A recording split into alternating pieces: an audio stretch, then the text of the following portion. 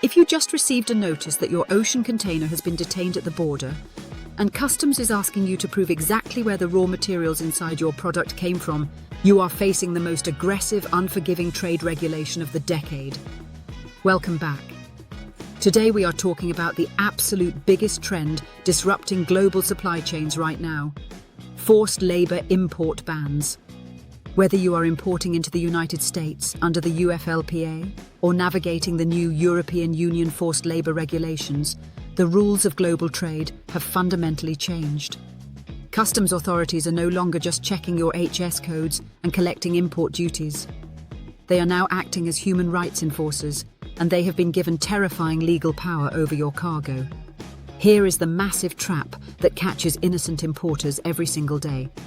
You might think you are completely safe because you assemble your electronics in Malaysia, or you sew your garments in Vietnam, or you manufacture your car parts in Mexico.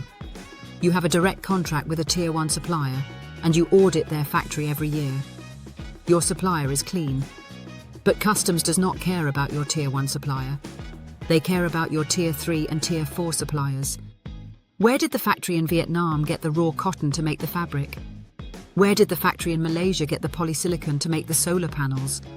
Where did the aluminum inside those car parts actually come from? If any component, raw material, or even packaging originated from a region associated with forced labor, specifically the Xinjiang region in China, or any entity on the global blacklists, your entire shipment is instantly illegal. This brings us to the most dangerous legal concept you need to understand: the rebuttable presumption. Under standard customs law, the government has to prove that you did something wrong before they penalize you. Under the new forced labor laws, it is the exact opposite. You are legally presumed guilty until you prove yourself innocent. If a customs algorithm flags your shipment because your supplier has a hidden subcontractor in a high-risk region, the burden of proof falls 100% on you. Border agents do not have to prove that forced labor was used. You have to prove with absolute forensic certainty that it was not. If you cannot provide the evidence within 30 days, your goods will not just be returned to the sender. They will be permanently seized, destroyed, or you will be forced to export them to a completely different market at a massive financial loss. So, how do you survive this new era of enforcement? A simple code of conduct signed by your supplier is completely worthless. You must implement deep supply chain mapping. You need to trace the chain of custody for your products all the way back to the dirt.